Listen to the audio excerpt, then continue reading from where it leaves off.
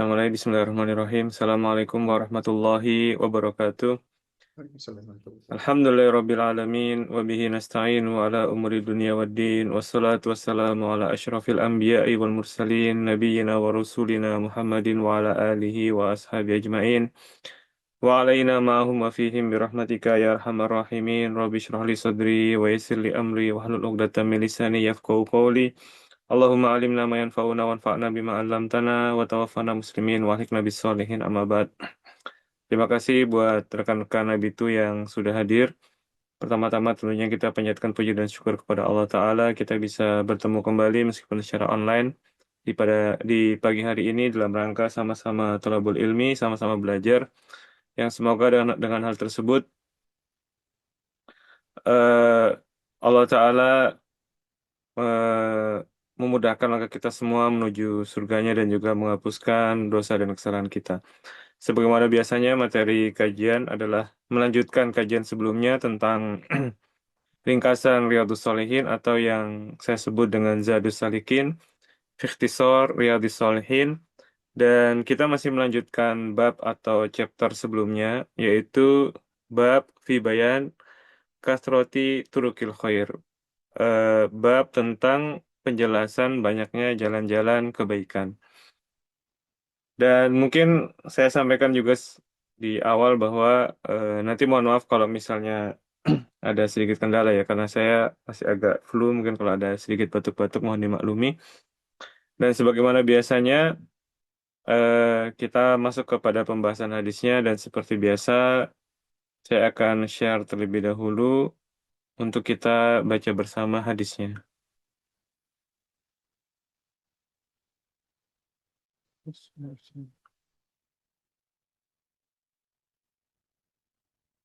Baik, harusnya sudah muncul ya. Qala, baik kita mulai. Bismillah. Qala al-muallif al-Imam An-Nawawi, berkata Imam An-Nawawi selaku penyusun dari kitab Riyadhus Shalihin. An Abi Dzarrin radhiyallahu anhu anna Nabiyya sallallahu alaihi wasallam qala, dan dari sahabat Abu Dzar semoga Allah meridhoinya bahwa Nabi sallallahu alaihi wasallam bersabda, "Uridat alayya a'malu ummati hasanuha wa sayyi'uha." Telah diperlihatkan kepadaku amal-amal dari umatku, baik yang baiknya maupun buruknya. Fawajadtu fi mahasini a'maliha al-adha yumata 'anit tariqi. Maka aku dapati di antara amal kebaikan mereka adalah menyingkirkan gangguan dari jalan. Wawajadtu fi masawil a'maliha an-nukha'atu takunu fil masjidi la tudfan. Dan aku dapati di antara amal buruk mereka adalah ludah atau dahak di dalam masjid yang tidak dikubur atau tidak ditanam atau tidak dibersihkan. Rawah Muslim. Hadis ini adalah hadis sahih yang diriwayatkan oleh Imam Muslim dalam sahihnya. Baik, ini ada sedikit perubahan ya. Saya biasanya cuma hadisnya saja. Saat ini saya coba lengkapi dengan menyampaikan eh, poin-poin pelajaran dari hadisnya. Di antaranya adalah kalau kita lihat hadis ini menyebutkan bahwasanya eh, amal-amal kebaikan dari umat Nabi SAW itu ditampakkan kepada Nabi. Jadi Nabi tahu mana amal-amal umatnya yang baik dan mana amal-amal umatnya yang buruk. Dan di antara amal-amal Bahayanya yang baik tersembunyi. dan di antara amal-amal umatnya yang baik itu ataupun yang buruk itu bukanlah suatu hal yang spektakuler. Jadi kebaikan itu tidak harus spektakuler sebagaimana halnya keburukan juga tidak harus spektakuler. Dan di sini juga tampak bahwasanya ajaran agama Islam itu merupakan suatu ajaran yang luar biasa indah karena dia tidak hanya bicara tentang masalah ritual ibadah, tentang bagaimana beribadah kepada Allah, tapi juga bagian dari ibadah itu sendiri adalah bagaimana kita atau seorang muslim itu memiliki etika sosial. Bagaimana seorang muslim itu eh, dia bisa menjaga hak-hak orang lain. Bagaimana dia bisa menjaga fasilitas umum ya. Jadi tidak hanya kaitannya dengan sholat atau ritual ibadah lainnya, tapi juga bagaimana dia berinteraksi dengan fasilitas umum.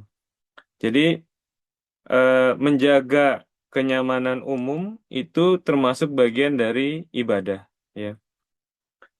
Sebagaimana halnya mengganggu atau menyakiti orang lain, itu juga merupakan suatu keburukan atau sebuah dosa yang patut dihindari.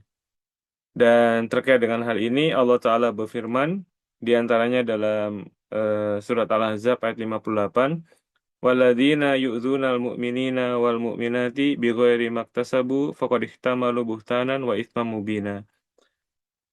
Dan orang-orang yang menyakiti orang-orang mukmin dan juga mukminah tanpa kesalahan yang mereka perbuat, maka sungguh mereka telah memikul kebohongan dan dosa yang nyata. Para ulama ketika menjelaskan ayat ini menyatakan bahwasanya menyakiti di sini sifatnya umum, ya. Menyakiti baik dengan ucapan maupun juga dalam hal tindakan. Itu semua termasuk ke dalam kategori menyakiti, ya. Bahkan sampai-sampai dijelaskan ketika seseorang itu menimbulkan gangguan di jalan, itu termasuk bagian dari menyakiti, yang mana ketika akibat gangguan tersebut, misalnya seseorang itu kemudian mengalami luka, ya, atau mengalami kecelakaan, maka dia harus eh, menanggung ganti rugi sesuai dengan tingkat kerusakan yang dilakukan. Jadi kalau seseorang karena kecerobohannya, karena tindakannya misalnya buang sampah, kemudian ada yang celaka, ada yang terpleset, kemudian celaka, kemudian orang yang celaka ini menuntut ganti rugi itu bisa ya. Dan orang yang menyebabkan itu semua terjadi, kecelakaan itu terjadi, dia juga harus menanggung kerugian tersebut. Nah, termasuk ke dalam eh, menimbulkan gangguan adalah yang biasa kita lihat ya, orang buang sampah sembarangan, kemudian juga termasuk juga sebagaimana disebutkan oleh Syekh Ibnu Utsaimin, buang air secara serampangan di jalan dan ini sangat sering ya, baik di jalan-jalan kompleks maupun di apa namanya, di jalan-jalan besar. Artinya eh, sampah itu kadang-kadang kita lihat orang-orang itu sebegitu sembrononya, main asal lempar aja, main asal air itu begitu mudahnya dialirkan ke jalan. Nah, semacam ini termasuk hal-hal yang kategorinya sebenarnya kategori keburukan dan bahkan itu merupakan dosa, ya. Kemudian dalam hadis ini juga disebutkan secara spesifik ya. Jadi sebagaimana halnya menyingkirkan gangguan dari jalan itu merupakan kebaikan, maka eh, menimbulkan gangguan atau menaruh gangguan di jalan itu adalah dosa. Jadi menyingkirkannya adalah kebaikan, meletakkannya adalah dosa. Kemudian dalam hadis ini juga disebutkan bahwasanya di antara bentuk keburukan yang zaman sekarang mungkin sudah jarang terjadi ya, tapi zaman dulu itu cukup sering terjadi karena memang ada perbedaan kondisi, yaitu ludah di dalam masjid. Karena memang zaman dahulu itu masjid tidak seperti sekarang. Zaman dahulu masjid itu dari pasir ya. Jadi kalau sekarang itu kan ada dalam marmer ya atau keramik.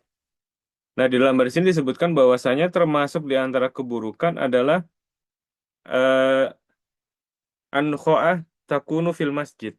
Ya, ludah atau dahak yang terdapat di dalam masjid la tudufan, yang mana itu tidak dikuburkan. Nah, di sini ada sedikit perbedaan di kalangan para ulama ya terkait dengan masalah ludah di masjid. Sebagian ulama di antaranya adalah Imam An-Nawawi dan juga Syekh Ibnu Utsaimin menjelaskan bahwasanya ludah di masjid, meludah dengan sengaja ya di masjid meskipun zaman dahulu itu termasuk dosa. Hal ini sebagaimana sabda Nabi SAW, an kho'a fil masjidi khoti'atun, wa kafaratuha dafnuha. Ludah atau daak di masjid itu merupakan satu kesalahan, satu dosa, khoti'ah. Wa kafaratuha dan penebusnya adalah menguburnya.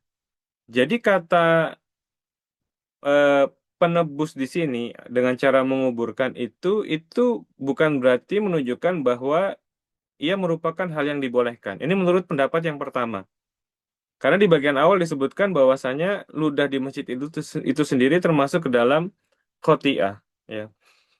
Eh, tapi menurut pendapat pertama yang mengatakan ini merupakan hal yang tidak boleh, hal yang buruk bahkan termasuk dosa ini, kalau mereka memaknai bahwasanya kalau seorang itu memang terpaksa, dia memang kepepet gitu ya, emang dahaknya sudah benar-benar terkumpul, nggak bisa dihindari, dia harus meludah pada saat itu juga, maka cara dia bertobat, cara dia menutup kesalahannya adalah di samping dia menyesal, adalah dia menguburkan dahak tersebut. Lagi-lagi ini karena masjid zaman dulu itu dalam bentuk pasir. Ya, ini pendapat pertama artinya meludah di masjid itu dosa. Tapi pendapat kedua diantaranya adalah Imam Al-Qurtubi, kemudian juga Al-Qadhi Iyad, itu mengatakan bahwasanya yang berdosa itu adalah kalau dia meludah di masjid dan tidak dikuburkan. Lagi-lagi ini konteksnya zaman dulu ya, yang mana masjid itu terbuat dari pasir. Jadi yang hanyalah menjadi dosa itu kalau dia meludah dan tidak dikubur. Tapi kalau dia dikuburkan, maka itu tidak menjadi dosa. Jadi intinya adalah ada dua perbedaan pendapat di kalangan para ulama terkait dengan eh, hadis ini, ya. Jadi ada sebagian yang mengatakan meludah saja itu sudah dosa, ada yang mengatakan yang berdosa adalah kalau meludah namun tidak dikuburkan. Nah, tentunya lain halnya dengan konteks sekarang ya. Kalau konteks zaman sekarang masjid semua dengan keramik, dengan marmer itu kelihatannya memang semakin menguatkan pendapat yang pertama tadi, bahwasanya meludah di masjid itu memang satu keburukan, satu dosa karena itu benar-benar mengganggu mengganggu yang lain. Dan para ulama kontemporer seperti Syekh Ibnu Utsaimin menjelaskan bahwasanya kalau zaman dulu dikuburkan, maka zaman sekarang ya pasti beda ya. Zaman sekarang adalah dengan cara dipel, dilap begitu ya. Artinya pelakunya itu harus bertanggung jawab ya dengan untuk membersihkan kembali dengan cara dipel atau dengan cara dipakai sapu tangan dihilangkan. Artinya gangguan itu dihilangkan. Nah, kemudian juga di antara faedah dari hadis ini adalah tentang wajibnya seorang itu menjaga kebersihan masjid.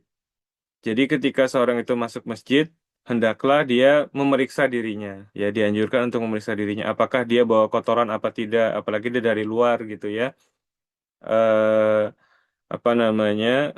eh, Jangan sampai kemudian dia membawa hal-hal yang sifatnya najis ya, tidak sengaja kebawa di dalam masjid.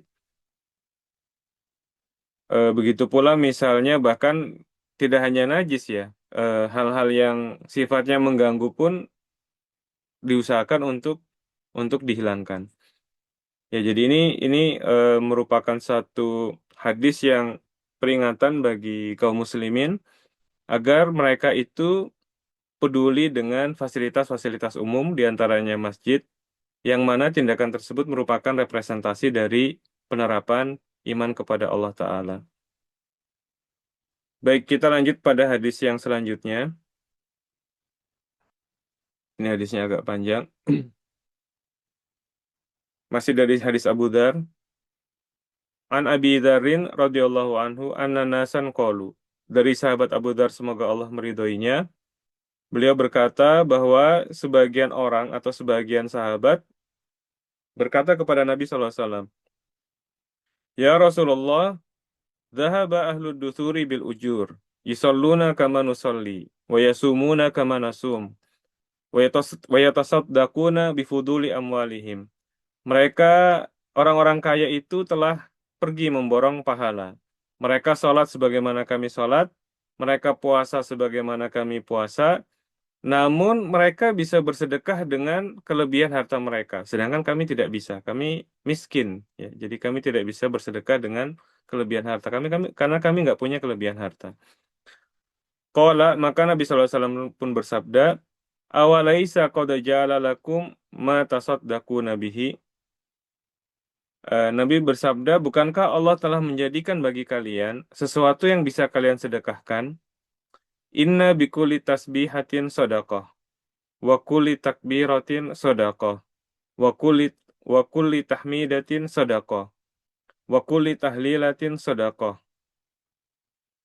wa amrun bil ma'rufi shadaqah, wa nahyun 'anil munkari shadaqah. Sesungguhnya setiap tasbih itu adalah sedekah. Setiap takbir itu adalah sedekah. Setiap tahmid itu adalah sedekah. Setiap tahlil itu adalah sedekah. Memerintahkan kepada yang baik itu juga merupakan sedekah. Dan mencegah kemungkaran itu juga merupakan sedekah. Kemudian yang lebih menarik lagi Nabi SAW melanjutkan. Wa fi bud'i ahadikum sadaqah. Ya. Bahkan dalam berhubungan intim, berhubungan suami istri, itu juga termasuk sedekah juga. Qalu, maka para sahabat pun bertanya, Ya Rasulullah, ayati ahaduna syahwatahu wa yakunu lahu fiha ajrun. Para sahabat pun keheranan dan mereka bertanya, Ya Rasulullah, apakah salah seorang dari kami itu menyalurkan syahwatnya kepada istrinya dan dia mendapatkan pahala dari ketika dia menyalurkan syahwatnya tersebut? Eh, Qala, maka Nabi SAW pun menjawab, Aro'aitum lau wado'a fi haramin akana alaihi wizrun. Maka Nabi pun menjawab, bukankah ketika dia menyalurkan syahwatnya pada perkara-perkara yang haram dia mendapatkan dosa? Fakadzalika idza wado'a fi halal kana lahu ajrun. Maka kalau seorang itu menyalurkan syahwatnya pada perkara yang haram dia mendapatkan dosa, maka jika dia menyalurkannya dalam hal yang halal, dia mendapatkan pahala. Rawahu Muslim. Hadis ini adalah hadis yang diriwayatkan oleh Imam Muslim dalam sahihnya. Baik, pelajaran dari hadis ini ya. Yang pertama, sebelum itu berkaitan dengan kosakata ya. Di sini ada kata dusur. Dusur itu artinya adalah amwal atau harta ya. Bentuk singularnya, bentuk tunggalnya adalah dasrun ya, dasrun. Jadi jamannya adalah dusur. Nah, di antara pelajaran dari hadis ini yang pertama adalah bagaimana kesungguhan dari para sahabat radhiyallahu anhum dalam berlomba meraih kebaikannya. Jadi mereka itu irinya mereka bukan karena seseorang itu atau kawannya itu kaya. Dia tidak iri dengan sekedar orang lain menjadi kaya. Jadi sahabat ini bukan masalah dia tidak terima terhadap takdir Allah bahwa dia lebih miskin dibandingkan orang lain, tapi mereka itu iri dalam konteks positif tentunya ya. Bahwasanya orang-orang kaya itu memiliki peluang untuk mendapatkan pahala lebih banyak. Kenapa? Karena orang-orang kaya itu pada zaman dulu mereka juga sholat, mereka juga puasa, tapi mereka bisa bersedekah, sedangkan para sahabat yang miskin-miskin ini tidak bisa bersedekah. Jadi irinya adalah dari iri mereka tidak memiliki kemampuan untuk sedekah. Eh, dan di sini juga para sahabat itu tidak hanya mencukupkan diri dengan melakukan yang wajib-wajib saja, tapi mereka mencari peluang kebaikan apa yang mereka bisa lakukan yang lainnya gitu ya. Kemudian Nabi SAW pun menjelaskan bahwasanya sedekah itu tidak hanya terbatas pada harta saja ya. Semua kebaikan itu adalah sedekah. Zikir itu termasuk sedekah, amar ma'ruf itu juga sedekah, nahi mungkar itu juga sedekah. Bahkan kata para ulama bisa jadi sedekah dengan amar ma'ruf, nahi mungkar ya, dengan zikir itu lebih utama dibandingkan sedekah dengan harta. Terutama misalnya kaitannya dengan amar ma'ruf nahi mungkar ya. Ini merupakan satu sedekah yang luar biasa sebenarnya. Jadi ketika eh, sebagian ulama itu menjelaskan ya di antara bentuk amar ma'ruf itu adalah menyebarkan ilmu. Sebagian ulama seperti disebutkan oleh Ibnul Qayyim menyatakan bahwasanya bersedekah dengan ilmu itu termasuk sebaik-baiknya sedekah. Ya. Jadi ketika seorang itu bisa mengajarkan kebaikan, ya, menganjurkan pada hal-hal yang baik, itu termasuk sedekah yang paling utama. Begitu pula ketika seorang itu mencegah dari kemungkaran. Nah, cuma ketika menjelaskan hadis ini, ya, sebagian ulama menjelaskan penting untuk dipahami bahwasanya amar ma'ruf nahi mungkar ini termasuk seutama-utama sedekah, tapi perlu dilakukan dengan hati-hati. Dia termasuk seutama-utama sedekah karena memang sebagaimana dalam ayat kuntum khaira ummatin ukhrijat linnas ta'muruna bil ma'rufi wa tanhauna 'anil munkar. Dalam ayat disebutkan bahwasanya kalian itu menjadi umat yang terbaik. Kenapa? Karena kalian memerintahkan perkara yang ma'ruf dan mencegah dari hal yang mungkar.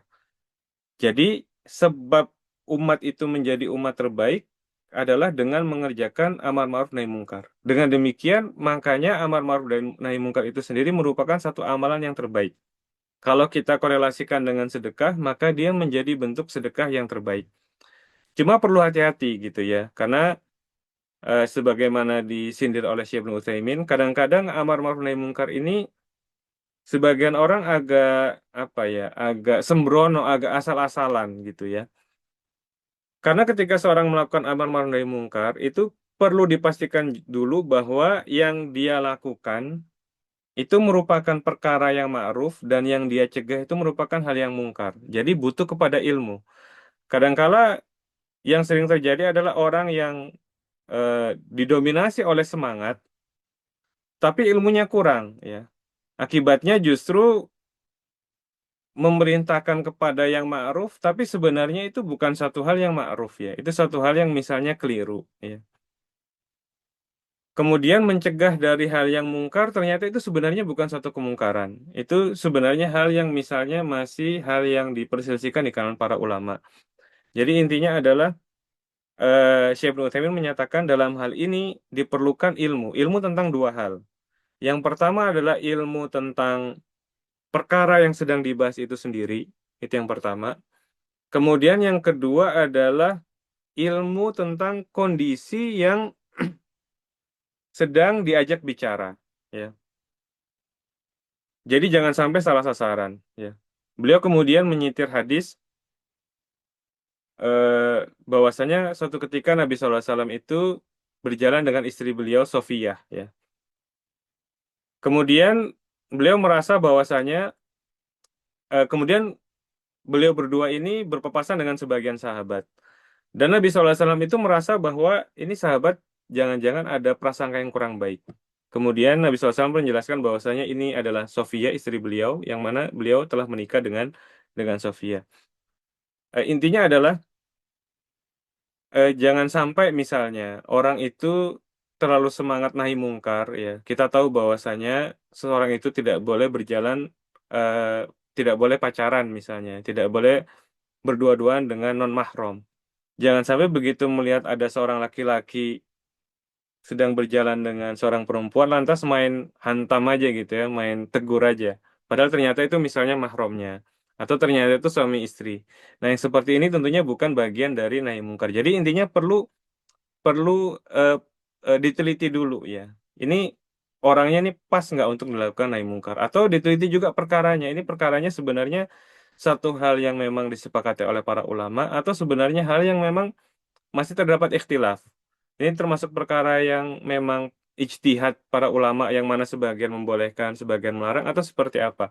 Kalau memang itu perkara-perkara yang ijtihad, ya disampaikan aja dengan baik. Misalnya kita katakan bahwasanya ini coba dicek bukankah pendapat yang lebih hati-hati adalah demikian ya. Jadi tentunya kita menyikapi perkara yang masih debatable di kalangan para ulama itu beda dengan perkara yang disepakati oleh mereka. Jadi ya amalnya memang kalau untuk orang awam adalah dia melakukan amar ma'ruf nahi mungkar itu terhadap hal yang sudah pasti-pasti saja ya. Kebaikan-kebaikan yang sudah jelas-jelas saja, ngajak sholat misalnya ya. Hal yang memang sudah pasti baik. Atau kemungkaran yang memang sudah jelas-jelas mungkar.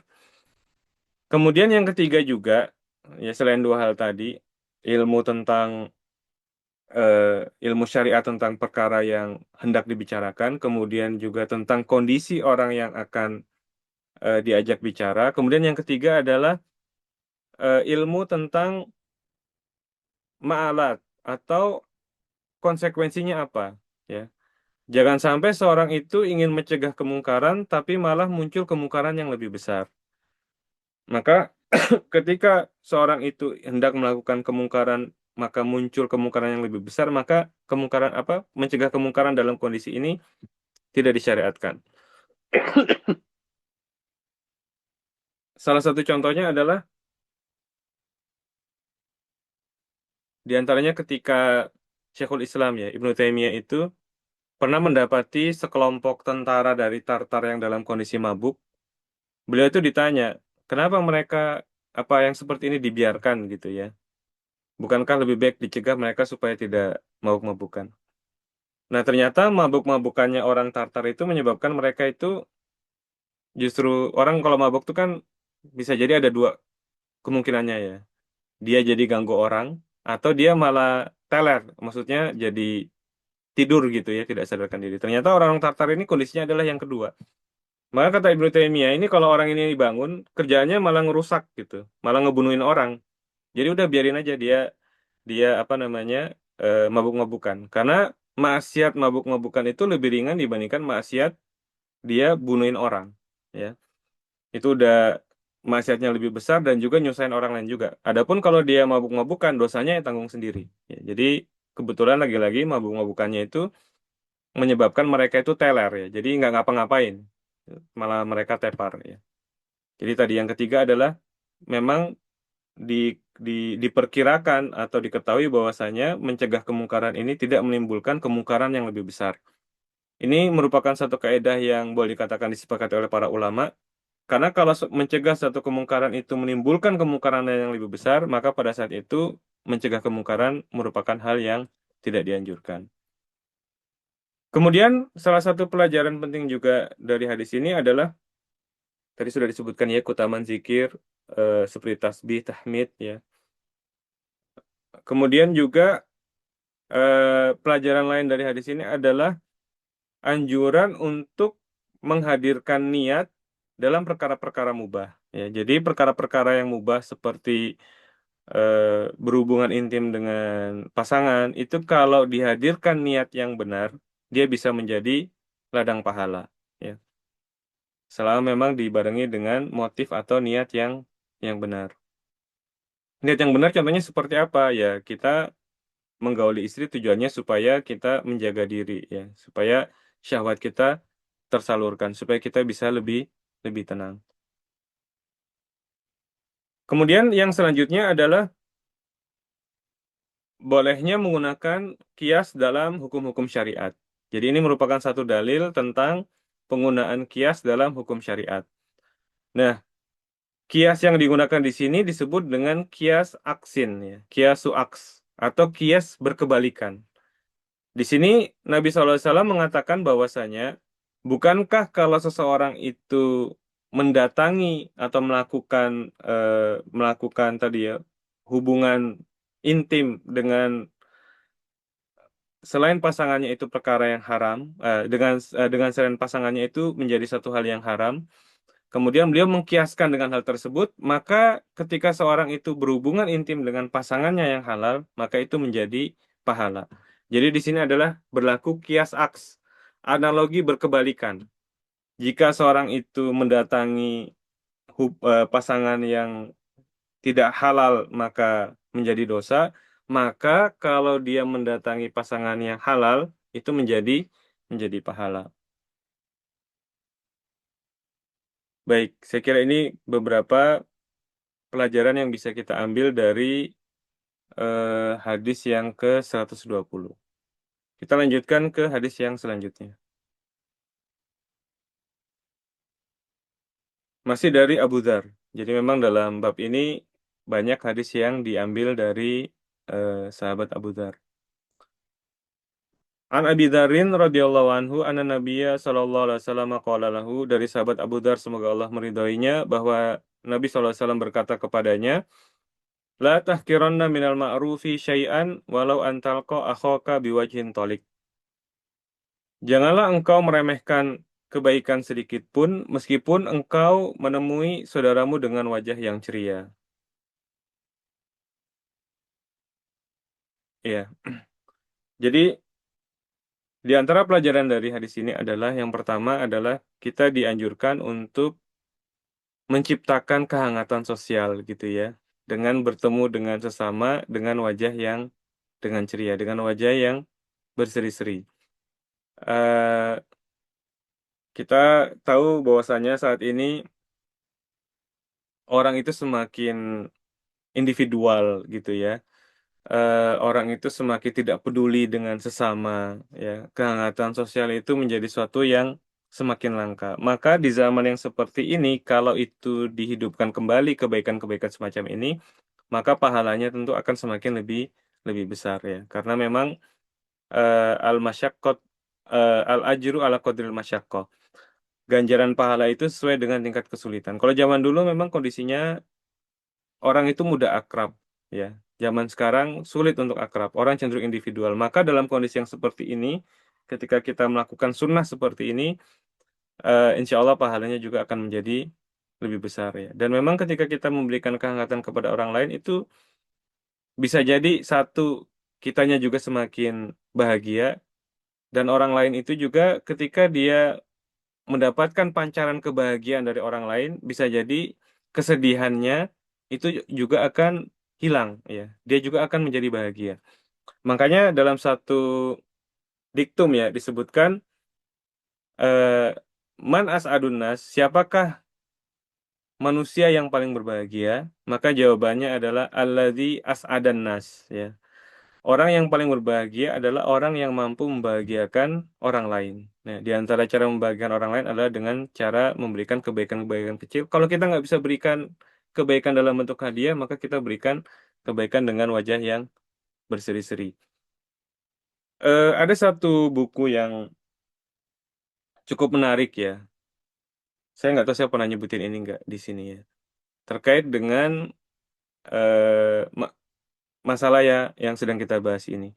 Ada sebuah buku yang ditulis oleh Malcolm Gladwell ya, Outliers.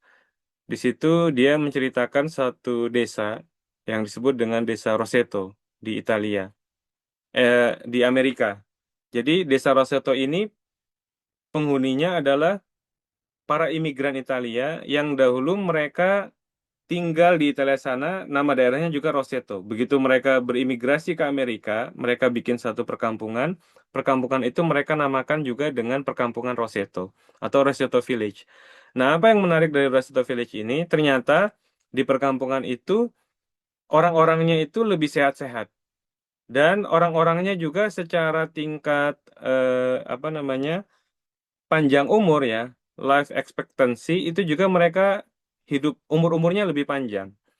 Nah, setelah diteliti apa yang membedakan Desa Roseto dengan desa-desa yang lain, ternyata suasana di Desa Roseto ini sangat hangat.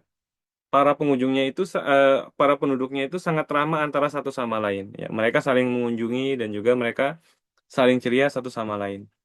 Jadi ternyata memang hal semacam ini juga memiliki pengaruh ya dalam dalam kehidupan sehari-hari. Kemudian pesan penting dari hadis ini adalah jangan remehkan kebaikan meskipun itu sekecil apapun. Ya. Kenapa? Karena memang kita tidak tahu kebaikan apa yang akan diterima dari kita. Ya. Kita sholat juga kita nggak tahu ya seberapa besar dari sholat itu yang diterima. Kalaupun kita sedekah juga kita nggak tahu. Makanya kita jangan meremehkan kebaikan apapun. Karena bisa jadi dari satu kebaikan kecil itu memiliki dampak yang luar biasa. Ada cukup banyak contoh terkait dengan hal ini dalam hadis-hadis Nabi. Di antaranya adalah kita tahu satu kisah yang populer, ada seorang wanita pezina yang Allah ampuni. Kenapa? Karena dia memberikan minum kepada seekor anjing. Kemudian juga ada hadis lain yang sahih dari Nabi SAW. Pada suatu ketika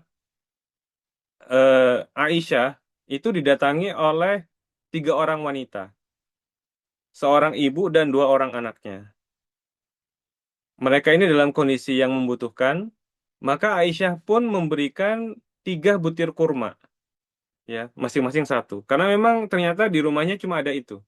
Itu yang diberikan oleh Sayyidah Aisyah. Maka oleh ibu ini pun, jadi sebenarnya kan jatahnya masing-masing satu kurma. Ibu satu, masing-masing anaknya dapat satu. Anaknya ada dua, ya, masing-masing putri. Nah, jatah yang harusnya dimakan oleh ibu ini, kemudian kurmanya itu dia belah dua dan dia berikan kepada anaknya. Jadi ibu ini nggak makan, ya. Anaknya diberikan masing-masing setengah. Jadi masing-masing anaknya dapat satu setengah. Nah, Aisyah pun merasa takjub dengan kejadian tersebut. Ketika Nabi SAW datang, Aisyah pun menceritakan kejadian itu. Maka kata Nabi SAW, Ma ajabuki ya Aisyah. Apakah engkau takjub, wahai Aisyah? Laqad dakhalat bihil jannah. Maka sungguh ibu tadi yang telah memberikan satu kurma kepada anak-anaknya tadi, maka dia masuk surga gara-gara memberikan kurma tersebut. Jadi ini satu pelajaran penting bahwasanya kita nggak tahu ya kebaikan mana yang akan mengantarkan kita kepada surga atau kebaikan mana yang akan menolak kita dari neraka. Karena itu kita tidak meremehkan, kita tidak seyogyanya meremehkan kebaikan sekecil apapun itu. Nah, termasuk kejadian yang terjadi belakangan ini ya, yang saya sempat dengar. Saya beberapa kali dengar apa namanya podcastnya Dokter Tirta ya. Dan di situ ada satu kejadian yang menurut saya menarik ya. Dokter Tirta itu cerita tentang sebab dia masuk Islam. Ternyata dia masuk Islam itu gara-gara pesan WA berantai yang mampir di WA-nya dia. Ya, jadi pesan WA berantai masuk ke pesannya dia, yang mana pesan itu kemudian menggugah dia kemudian untuk masuk Islam. Padahal mungkin orang yang ngirim pesan ini juga nggak maksud apa-apa gitu ya, cuma kirim-kirim pesan aja gitu. Nah, di sini intinya adalah kita tidak meremehkan kebaikan sekecil apapun karena kita nggak tahu seberapa besar dampaknya kebaikan tersebut bagi diri kita ataupun bagi orang lain. Ya. Ini hadis yang ke 121. Kemudian kita masuk ke hadis yang terakhir ya. An Abi Hurairah radhiyallahu anhu anna Nabiyya sallallahu alaihi wasallam qala, dari sahabat Abu Hurairah semoga Allah meridhoinya bahwa Nabi sallallahu alaihi wasallam bersabda, kullu sulama minan nasi alai sadaqah, kulla yaumin tatlu fi syams. Setiap sendi dari masing-masing manusia itu wajib dikeluarkan sedekahnya setiap hari ketika matahari terbit.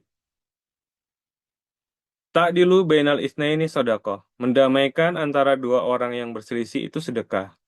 Wa tu'inu rajula fi dabatihi wa fatahmiluhu 'alaiha au tarfa'u lahu 'alaiha mata'au sedekah. Begitu pula ketika seorang itu membantu orang lain menaiki kendaraannya atau mengangkat barangnya ke atas kendaraan, itu juga merupakan sedekah. Ya. Wal kalimatut thayyibatu sedekah. Ucapan yang baik itu juga merupakan sedekah. Wa bikulli khatwatin tamshiha ila sholati sedekah. Setiap langkah yang digunakan untuk menuju tempat sholat itu juga merupakan sedekah. Wa tumitul ada anit tariqi sedekah. Begitu pula menyingkirkan gangguan dari jalan itu juga merupakan sedekah. Muttafaqun alaih. Hadis ini adalah hadis yang diriwayatkan oleh Imam Al-Bukhari dalam sahihnya dan juga Imam Muslim dalam sahihnya. Eh, nah, terkait dengan pelajaran dari hadis ini, yang pertama adalah kata sulama ini pernah kita bahas, artinya adalah tulang sendi. Sedangkan frasa ta'dilu bainal isna ini artinya adalah memperbaiki hubungan atau relasi antara dua orang yang bertikai dengan keadilan. Ya, karena di sini ada kata adil, ta'dilu bainal isna ini. Nah, para ulama menjelaskan bahwasanya jumlah ruas atau jumlah sendi di tubuh manusia itu ada 360. Maka ada kewajiban sedekah sebanyak itu, sebanyak 360 setiap hari. Wah, banyak sekali ya. Tapi ternyata sedekah yang dimaksud itu bukan hanya kaitannya dengan harta, melainkan setiap amal kebaikan yang kita lakukan itu bernilai sedekah. Ya. Kenapa demikian? Karena kalau kita lihat kata sedekah itu sendiri dari akar kata sidek, yang artinya adalah jujur. Jadi setiap kebaikan yang kita lakukan itu menunjukkan kejujuran niat kita. Ya. Setiap kebaikan yang dilakukan oleh pelakunya itu menunjukkan kejujuran niatnya dalam mencari ridha Allah Ta'ala. Kemudian Nabi SAW pun menyebutkan contoh-contoh sedekah. Contohnya yang tentunya yang disebutkan oleh hadis ini itu bukan sifatnya pembatasan, melainkan sekedar contoh-contoh. Karena memang setiap kebaikan itu sendiri sudah bernilai sedekah. Di antara contohnya adalah ketika ada dua orang datang kepada kita dalam kondisi berselisih, maka kalau kita mendamaikan antara keduanya, maka itu juga merupakan sedekah, ya. Dengan syarat tadi mendamaikannya itu dengan keadilan.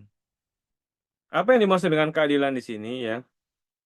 Yang dimaksud dengan keadilan di sini adalah sebagaimana dijelaskan oleh para ulama adalah kita memberikan keputusan sesuai dengan syariat. Karena semua syariat itu adalah keadilan. Adapun yang menyelisih syariat itu merupakan kezaliman. Jadi kalau ada hukum-hukum manusia atau yang kita sebut dengan hukum positif, kalau dia itu menyelisih syariat, maka sejatinya itu bukan termasuk keadilan. Itu merupakan kezaliman dan juga kebatilan. Kemudian dari hadis ini juga, kalau kita memberikan satu putusan terhadap dua orang yang berselisih, maka idealnya keputusan yang kita berikan itu sesuai dengan timbangan syariat. Tentunya setelah kita tahu fakta yang sebenarnya bagaimana, gitu ya. Kalau kita tidak tahu fakta yang sebenarnya bagaimana dan kita bingung begitu ya, ini sebenarnya mana yang benar? Si A klaim seperti ini, si B klaim seperti ini. Kita tidak bisa memastikan faktanya seperti apa. Buktinya tidak jelas ya. Buktinya belum clear. Maka kalau kita mengacu pada hadis ini yang dianjurkan adalah kita melakukan islah atau rekonsiliasi. Dan yang namanya islah itu adalah dalam bentuk ada hak yang direlakan dari masing-masing pihak. Kenapa demikian? Karena kalau dua orang berselisih, dua-duanya ngotot, tentunya dua-duanya itu merasa punya hak. Ya. Kalau tidak ada yang menggugurkan haknya, maka tidak akan tercapai rekonsiliasi, tidak akan tercapai kata sepakat, tidak akan tercapai kata perdamaian. Makanya di antaranya bentuk perdamaian adalah dengan meminta masing-masing pihak untuk menggugurkan sebagian haknya. Kalau itu dilakukan, kalau mereka rela, maka insya Allah akan tercapai perdamaian atau rekonsiliasi tadi. Dan itu merupakan hal yang dianjurkan. Kemudian di sini Nabi SAW juga bersabda, wal kalimatut thayyibah sedekah. Ucapan yang baik itu merupakan sedekah. Di sini kalimat yang baik atau kalimatut thayyibah itu dibagi menjadi dua. Ya, saya ulangi, kalimatut thayyibah, kalimat yang baik itu dibagi menjadi dua. Yang pertama adalah at-thayyibatu fi dzatiha. Kalimat yang baik secara zatnya. Contohnya apa? Contohnya adalah semua zikir itu merupakan kalimat yang baik. La ilaha illallah, Allahu Akbar, Alhamdulillah, la haula wala quwata illa billah, dan seterusnya. Semua zikir itu merupakan kalimat yang baik secara zatnya. Ya. Termasuk juga zikir yang paling baik atau seutama-utama kalimat thayyibah itu adalah membaca Quran atau tilawatul Quran. Ini adalah jenis kalimat yang baik yang pertama. Kemudian yang kedua adalah kalimat yang baik fi gharadiha. Kalimat yang baik secara tujuannya. Contohnya bagaimana? Contohnya misalnya kita merelakan waktu untuk berbincang-bincang dengan orang lain ya supaya dia senang gitu ya, supaya dia merasa nyaman. Kita merelakan waktu untuk apa namanya berbincang dengan pasangan. Itu termasuk kalimat yang baik dari segi tujuannya. Kalau secara zatnya itu ya biasa aja ya. Kalimat obrolan itu ya mubah-mubah saja ya. Tapi kalau dilihat dari tujuannya dia menjadi kalimat yang baik karena dia dilakukan untuk tujuan yang baik. Dan ini semua bernilai sedekah. Kemudian selanjutnya Nabi SAW juga bersabda, eh, apa namanya, setiap langkah yang kamu ayunkan menuju sholat itu juga merupakan sedekah. Ya. Jadi kalau kita hitung langkah kita ke masjid itu insya Allah banyak ya. Jadi itu semua dihitung sebagai sedekah. Bahkan kalau kita itu dalam kondisi berwudu, kemudian kita menuju masjid itu hanya untuk ingin sholat, maka eh, kita mendapati tiga hal. Yang pertama adalah kita mendapatkan sedekah sebagaimana hadis ini. Kemudian juga kalau kita mengacu kepada hadis lain, kita mendapatkan pengangkatan derajat. Dan yang ketiga adalah dosanya dihapus. Jadi ada tiga hal ini. Yang pertama sedekah, yang keduanya pengangkatan derajat, dan yang ketiga adalah penghapusan dosa. Dan ini adalah bentuk dari kemurahan Allah kepada para hambanya. Sehingga satu amal kebaikan itu memiliki ganjaran yang banyak. Nah, ada suatu masalah yang, oh iya, ini saya lupa. Ada satu masalah yang juga dibahas ya oleh para ulama. Bagaimana hukumnya kalau kita tahu bahwasanya langkah ke masjid itu bernilai sedekah, terus juga di situ dihapuskan dosa, ditinggikan derajat ya. Apakah dengan demikian berarti kita sholatnya di masjid yang jauh dibandingkan masjid yang dekat gitu ya? Misalnya kalau ada dua masjid, yang satu cuma 200 meter misalnya, yang satu katakanlah 500 meter. Apakah seseorang itu kemudian dia sengaja sholat di masjid yang lebih jauh, yang 500 meter tadi? Maka jawabannya adalah kalau kita mengacu pada jawaban, kalau tidak salah Imam Ash-Shatibi, dan juga Al-Is bin Abdissalam, Imam Al-Is bin Abdissalam, jawabannya tidak ya. Tetap sholat di masjid yang dekat. Karena pahala-pahala semisal ini ya, kesulitan-kesulitan yang terjadi dalam mengerjakan kebaikan semisal ini bukan kesulitan yang memang disengaja, tapi kesulitan yang memang apa namanya, yang memang merupakan bagian inheren. Artinya kita tidak sengaja mencari kesulitan, ya. Kita tidak sengaja mencari sholat di tempat yang lebih jauh, tapi kita sholat di tempat yang lebih dekat, ya. Artinya adalah eh, tidak perlu juga tidak perlu juga kita memahami hadisnya bahwasanya kalau begitu saya cari sholatnya di masjid yang lebih jauh. Artinya adalah kalau misalnya rumah kita kebetulan lebih jauh dibandingkan masjid, maka insya Allah, maka kita jangan ngeluh. Karena insya Allah kita akan dapat pahala yang lebih banyak. Bukan berarti lantas kita menyengaja cari tempat sholat yang lebih jauh. Bisa dipahami ya. Jadi memang ada satu kesulitan yang sifatnya natural, yang itu kita hadapi, tidak kita hindari, dan kita akan mendapatkan pahala dari hal tersebut. Adapun kesulitan yang sifatnya kita menyengaja untuk menyulitkan diri, maka ini tidak dianjurkan. Ya, jadi bisa dipahami ya. Jadi ada kesulitan yang tadi sifatnya memang alami, natural, bukan by design ya. Dan yang kedua adalah kesulitan yang memang kita sengaja untuk lebih menyulitkan diri. Nah, yang kedua ini tidak dianjurkan. Kemudian yang terakhir adalah ini seperti hadis yang sebelumnya, menyingkirkan gangguan dari jalan ya, menyingkirkan gangguan dari jalan. Nah, tadi sudah disampaikan bahwasanya kalau dengan kias aks ya, dengan kias berkebalikan tadi, kalau menyingkirkan gangguan dari jalan itu termasuk sedekah, maka menimbulkan gangguan pada jalan itu termasuk dosa. Ya, dan lagi-lagi eh, apa namanya, kita berhati-hati ya, sebagaimana halnya kebaikan itu kita tidak tahu dari mana datangnya, kita juga berhati-hati dari keburukan. Jangan-jangan kita terpleset gara-gara satu satu keburukan yang kita lakukan, yang kita cuek dengan hal tersebut. Baik, saya kira demikian ya kajian pada pagi hari ini. Sebelum kita masuk pada sesi tanya jawab, saya akan stop dulu recordingnya. Kita tutup sementara. Wassalamualaikum warahmatullahi ala nabiyina Muhammadin wa ala alihi wa ashabi ajmain wa akhiru da'wana anilhamdulillahi rabbil alamin.